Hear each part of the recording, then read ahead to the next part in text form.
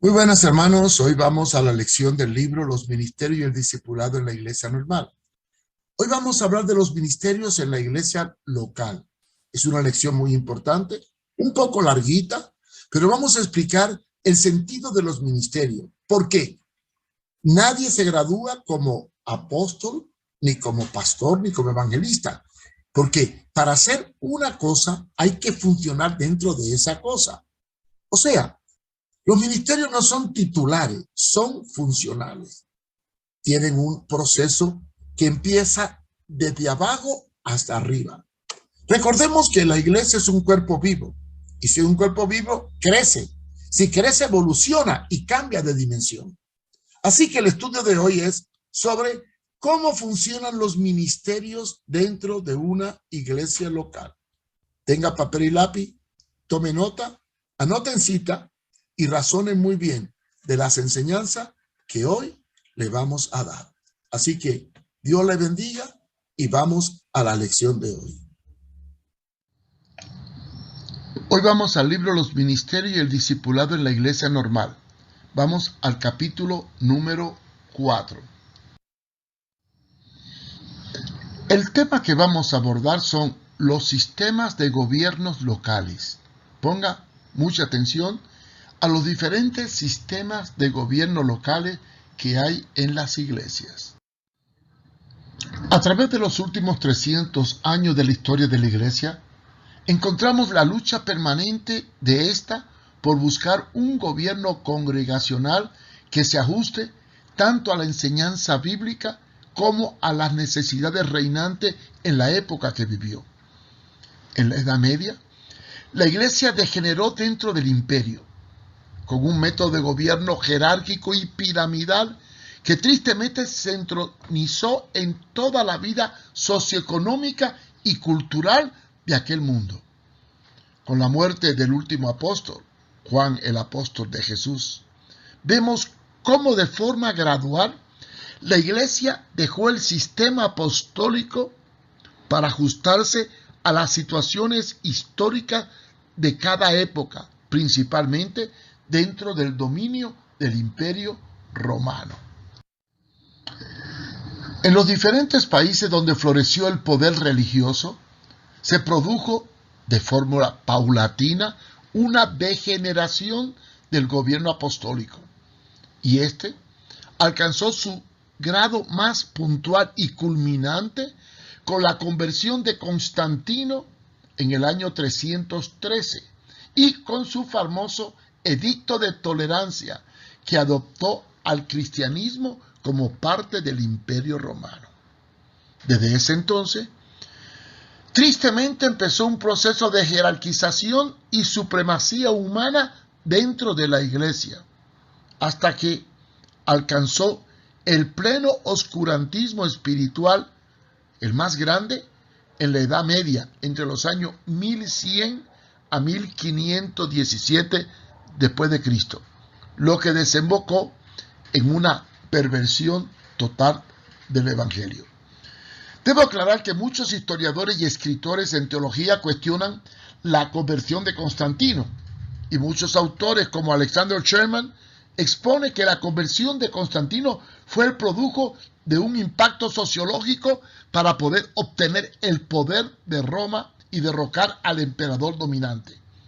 Dentro de ello, el catolicismo comenzó a tomar forma dentro del esquema romano, copiando toda su estructura.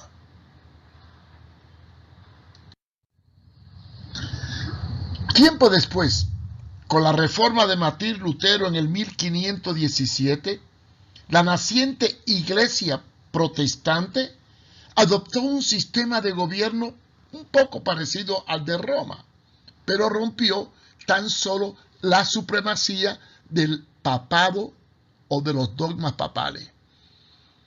Esta fue la causa esencial de muchas desviaciones doctrinales, a las cuales Lutero se opuso principalmente cuando promulgaba indulgencias para perdón de los pecados pasado, presente y futuro.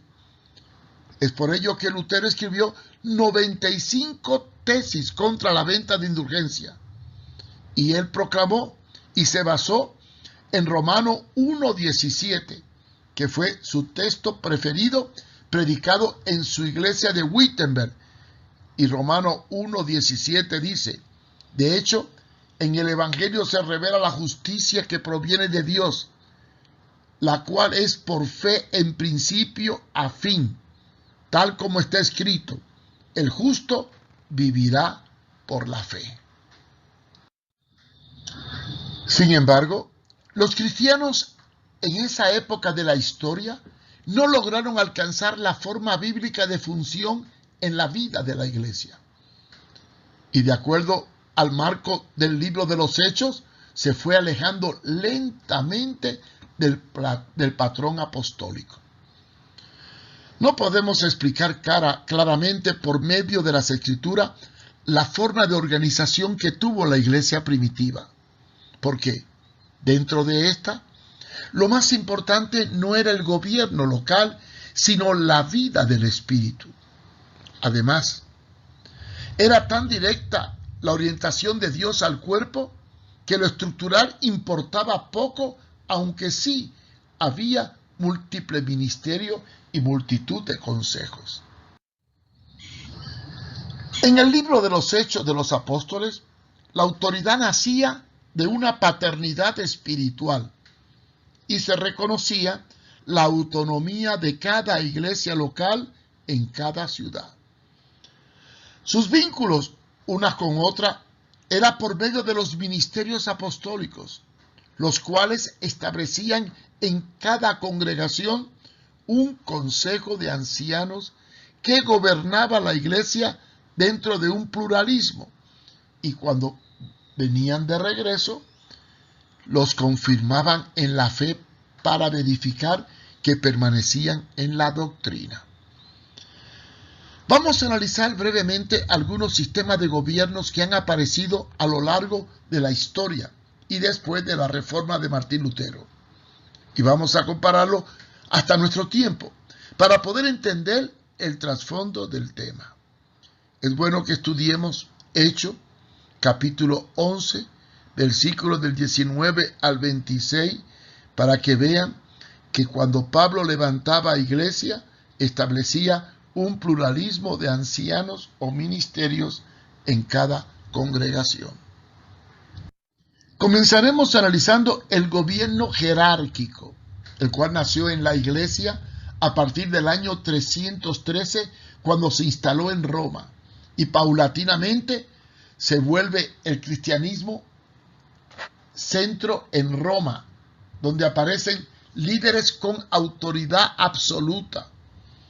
Estos alcanzaron una mayor posición dentro del imperio, lo cual creó diferentes niveles de mando dentro de la iglesia, no solo en la iglesia local, sino regional, nacional y universal, naciendo la iglesia católica, apostólica y romana.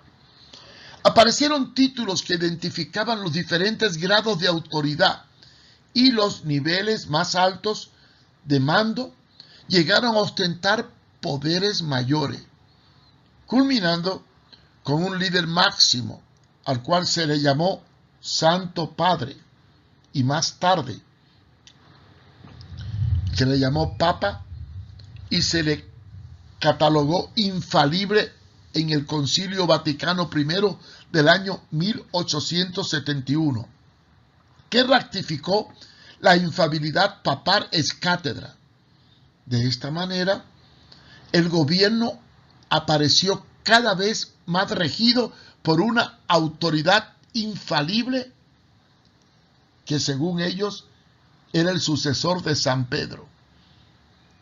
Aparece el Papa, después los cardenales, los obispos, los arzobispos, los sacerdotes, los seculares y por último los laicos.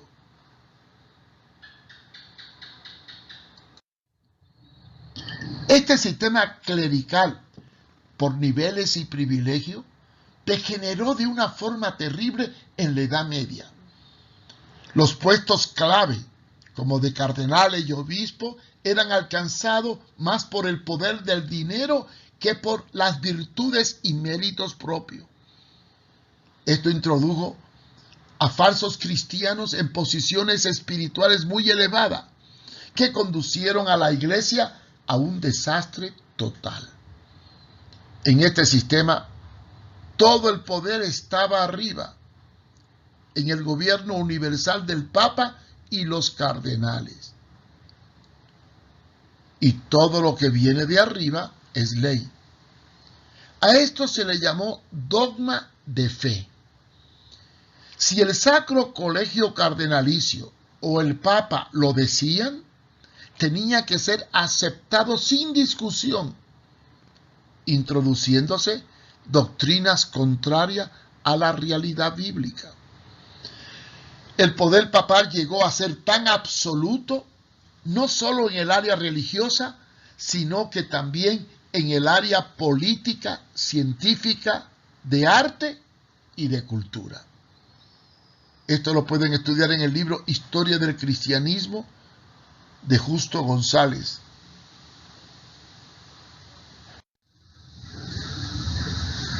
El caos sembrado por la corrupción del sistema jerárquico culminó con la Reforma Luterana, que dio origen al surgimiento del protestantismo. La Iglesia Católica abusó tan terriblemente de su poder que llegó un momento en que inventaron doctrinas tan erráticas que muchos se enfrentaron contra ella. Incluso algunos monjes rechazaron tal corrupción, pero no corrieron la misma suerte que Martín Lutero, como Juan Hus. Lutero pudo enfrentar el poder papal.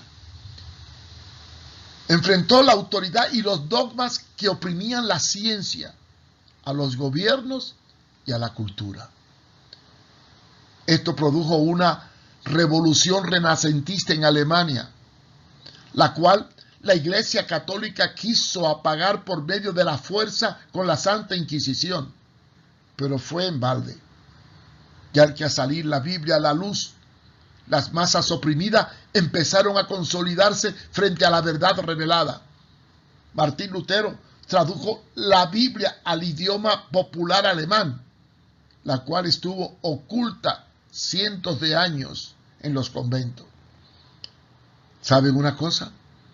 Científicos, reyes, sabios y políticos apoyaron esta liberación del Imperio Católico Romano.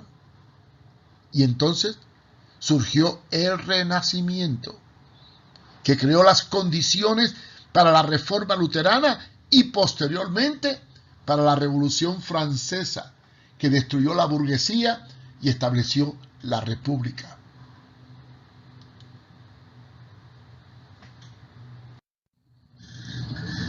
Durante este período renacentista, la todopoderosa Iglesia de Roma enjuició a aquellos que contradecían los dictámenes del Papa. Uno de ellos, víctimas de esta tiranía papal, fue Galileo Galilei, el cual, por decir que la tierra se movía, estuvo a punto de ser llevado a la Santa Inquisición. Hay muchos ejemplos.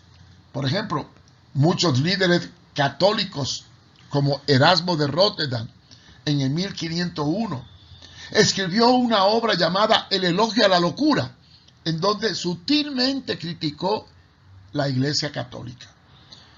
También si leemos la Divina Comedia de Dante Alighieri, vemos cómo mandó a algunos papas al infierno y criticó sutilmente a la Iglesia. Otros como Santa Teresa de Jesús y Juan de la Cruz estuvieron a punto de ser muertos por la Inquisición por introducir cambios o emitir criterios contra el poder de la Iglesia romana en España.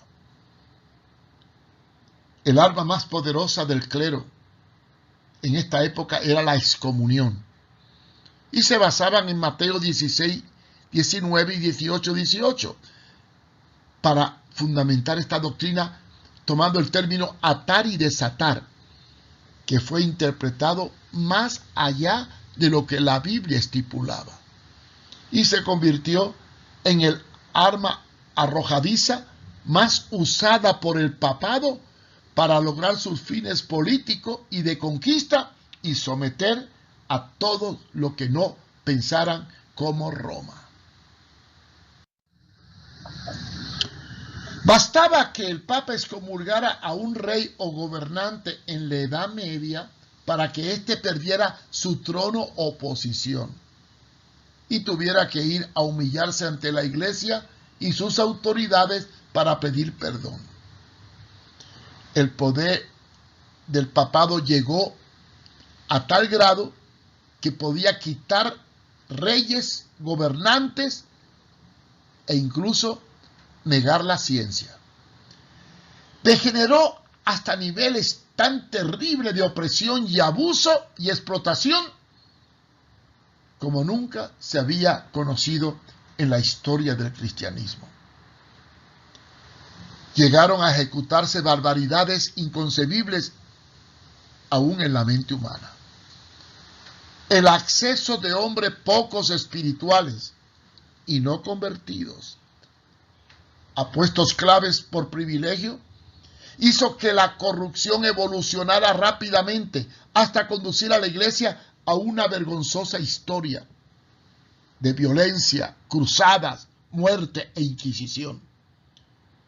Podemos afirmar que todo gobierno jerárquico tiende al poder absoluto y esto corrompe, además de no ser de origen divino.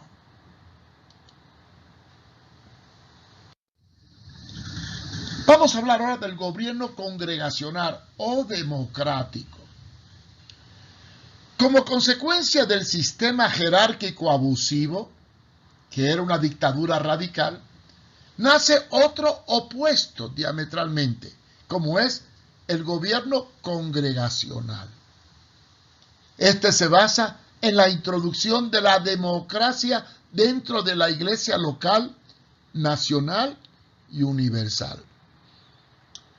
El principio de este sistema está en que todos tienen igual derecho, tanto el pastor como los miembros que se constituyen en asamblea, tanto a nivel local, nacional o internacional, para determinar todo el quehacer, función o acción de la congregación. Así que la iglesia congregacional es un sistema de gobierno que la autoridad radica en la asamblea y hay tres piezas: Jesucristo, pastores y membresía, formando una asamblea. Alexander Sherman, en su libro Short World Mission, en la página 180, expone que hay dos expresiones religiosas sobre la libertad del creyente. La del catolicismo romano, que enfatiza la iglesia sobre todo, y la del protestantismo, que enfatiza la libertad sobre todo. De ahí nacen dos extremos: democracia y jerarquía. En este marco de sistema congregacional, hay diferentes tipos de reuniones o asambleas, tales como asamblea de negocio, para elegir al pastor, para hacer reglamentos, para nombrar directivas, etc. En algunas de estas estructuras, el pastor es nombrado o despedido por la congregación en base a votación, así como también los diáconos y demás puestos clave del gobierno local son elegidos por votación. Cuando las iglesias locales forman una unidad con otras en una nación o país, se forma una organización nacional que le podemos llamar misión o denominación, y también se le puede llamar concilio o asamblea nacional. Cuando esta forma congregacional existe, entonces se hacen asambleas nacionales, a las cuales cada iglesia local ligada a la organización envía a sus delegados para que exponga sus puntos de vista y aprueben los estados financieros. La decisión tomada en asamblea es determinante para toda la organización, la cual debe sujetarse, principalmente los que forman este concilio. Dentro de algunos esquemas se respeta la autonomía de la iglesia local, pero hay algunos sistemas que son más impositivos que otros en cuanto a esta autonomía. La discusión en estas reuniones se basa, en la mayoría de los casos, en el procedimiento parlamentario. Las decisiones se toman por voto. El voto puede ser secreto o público. No solo se establece el liderato de esta forma, sino también aspectos en el quehacer de la doctrina, proyección social, función y normas administrativas de la iglesia. En algunos esquemas, el pastor dentro de este sistema es un empleado. La democracia en la iglesia es la mejor forma de gobierno, humanamente hablando, en comparación con el sistema jerárquico, que es una dictadura impositiva. Pero quizás el miedo a la democracia es el abuso de autoridad que algunos cristianos pueden ejercer al escoger sus líderes.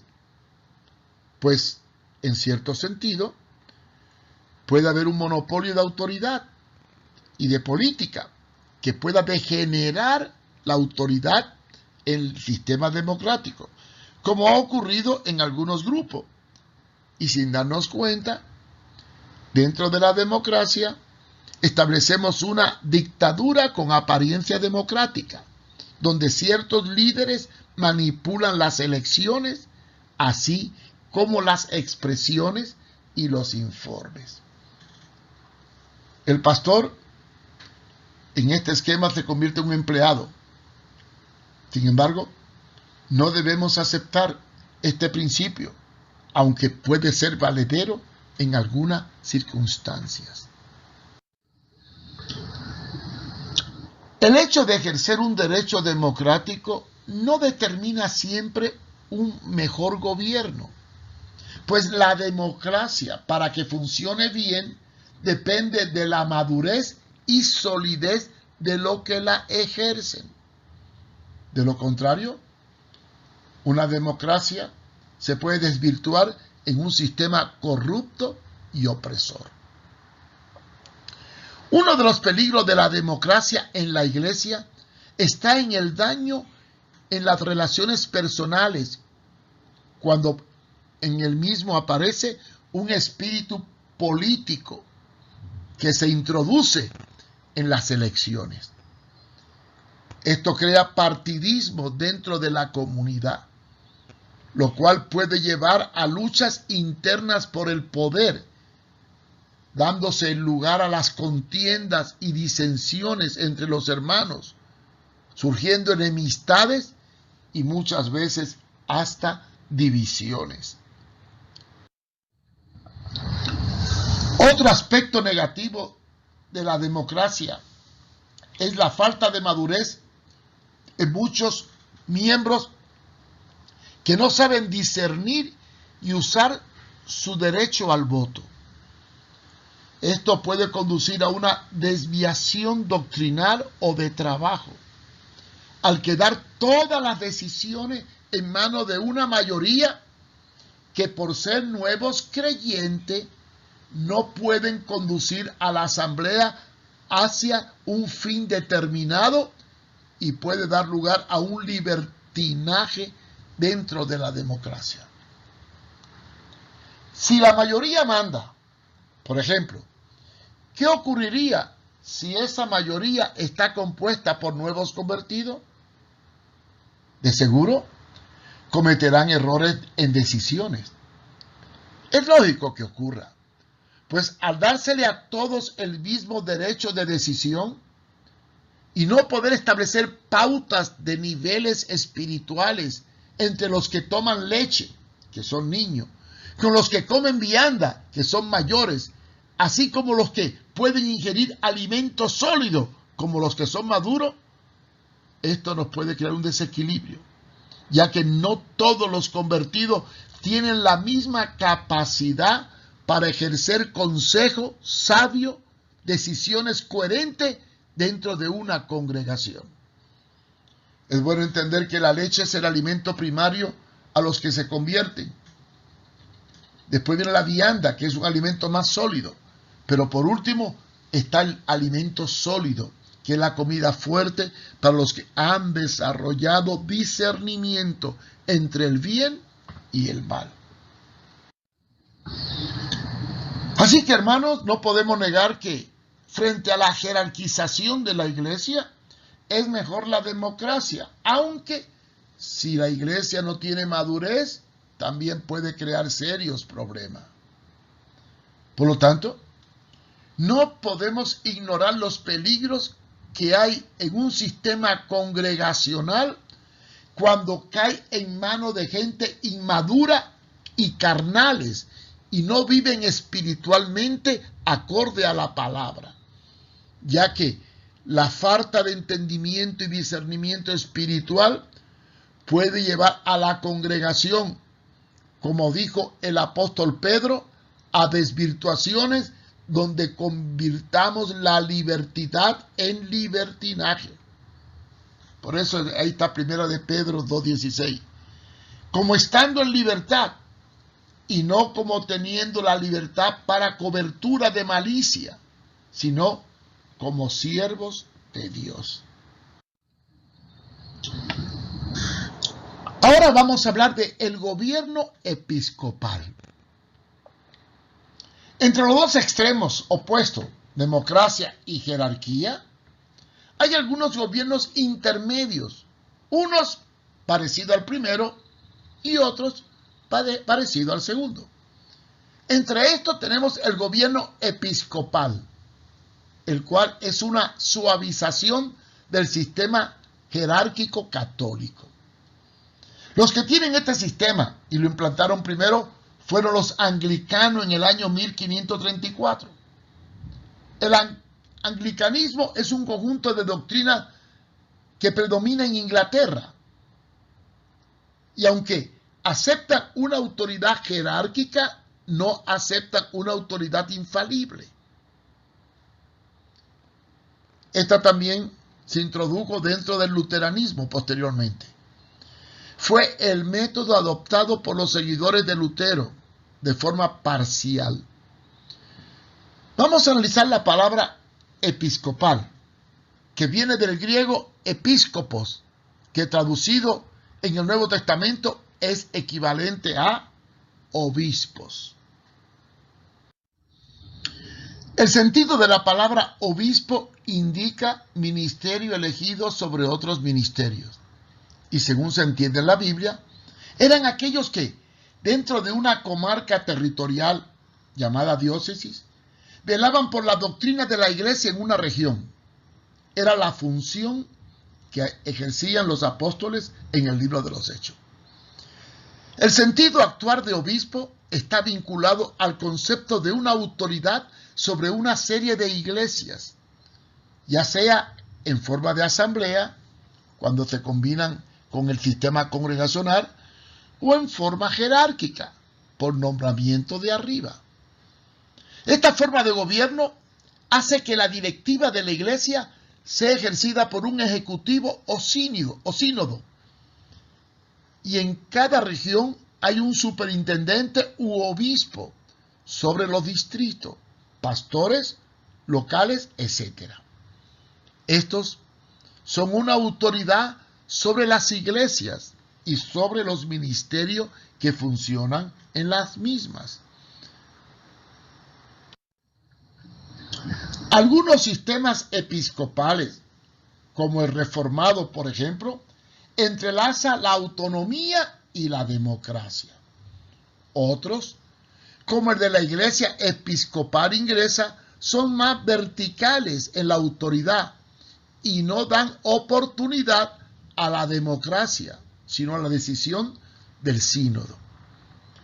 Dentro del movimiento pentecostal hay iglesias que siguen el estilo episcopal, mezclado con el sistema congregacional, la cual muchas veces se convierte en elitista. Cuarto sistema de gobierno, el gobierno presbiteriano.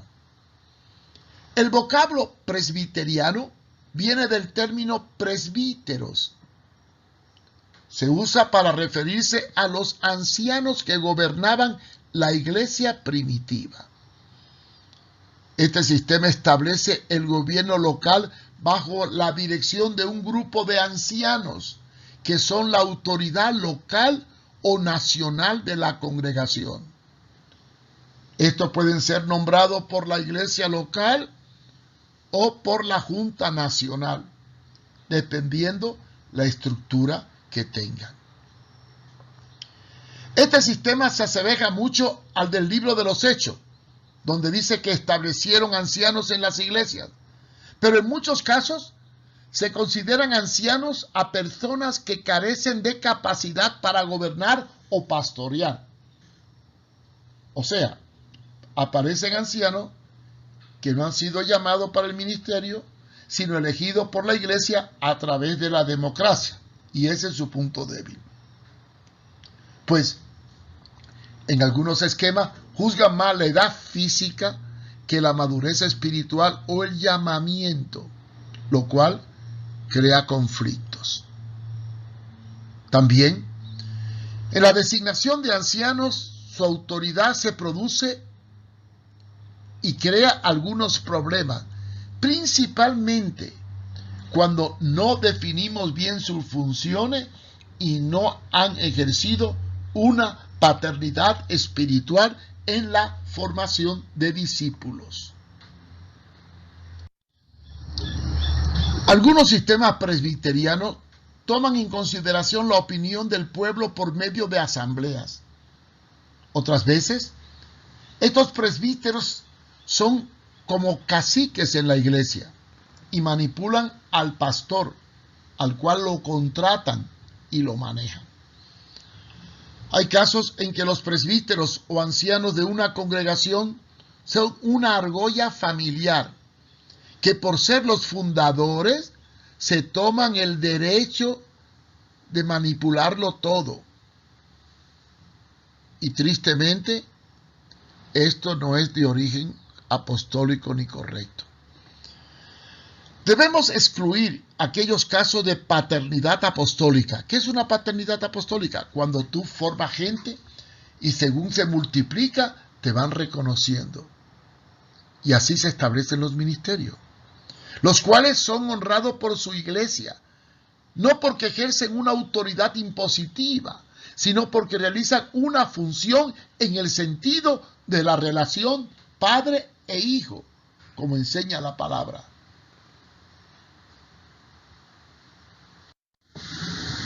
Vamos al quinto sistema de gobierno, el gobierno autocrático o caciquista. Tristemente, es el más común en nuestros tiempos, principalmente cuando hay iglesias independientes de concilios o denominaciones u organizaciones.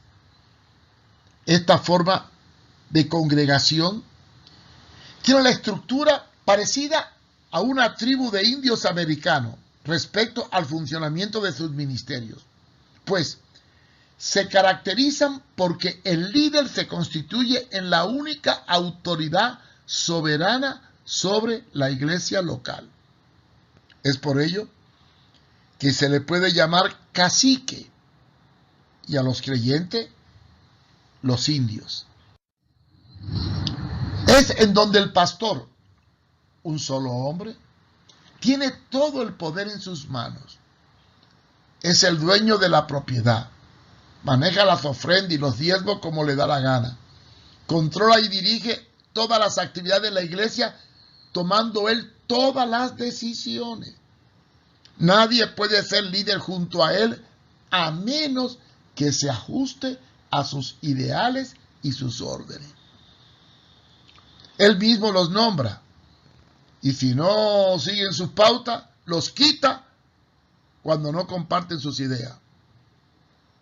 Y de esta forma organiza una argolla, la cual maneja como a él le place.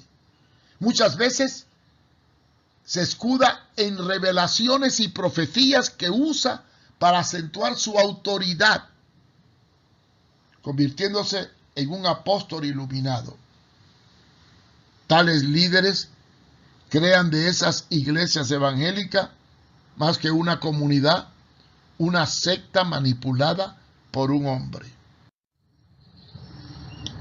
Estos pastores caciques tienen el monopolio de los sacramentos, la predicación, y presiden todas las reuniones. Adoptan cualquier método de gobierno que se preste para aparentar tener un sistema congregacional, o explotan ciertos conceptos apostólicos, manipulándolo a su antojo para convertirse en iluminados y siervos intocables que mediante el temor y la manipulación guían a las personas al abismo. Son ciegos guiando a ciegos. Es típico en este tipo de gobierno caciquista el pastor orquesta, por lo cual la congregación tiende a desintegrarse cuando el hombre se muere, se va o peca. De este tipo de personaje nacen muchos grupos evangélicos que tristemente se apartan de la sana doctrina. Son pastores sin raíces, insujetos, autónomos, que se gobiernan a sí mismos.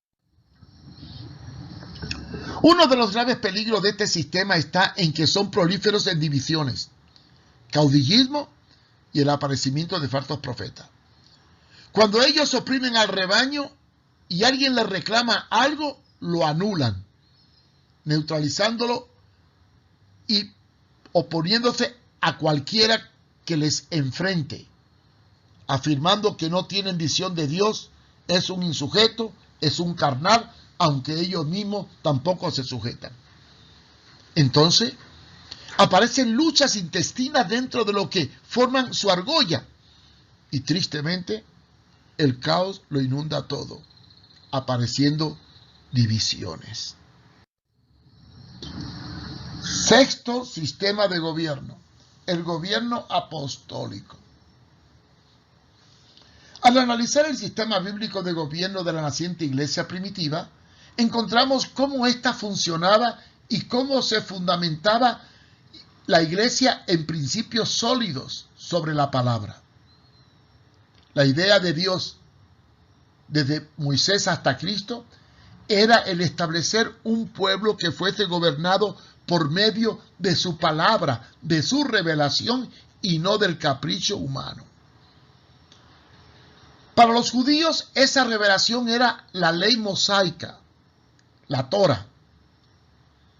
Pero para los cristianos es la ley del amor en el Espíritu Santo. A este gobierno basado en la palabra y en la ley de Dios le llamamos teocracia. Esta palabra viene del griego theos, que significa Dios, y kratein, que se denomina reinar. Dios reina por medio de la palabra. Ahí tenemos un esquema. Está la iglesia autocrática, la democrática y la teocrática.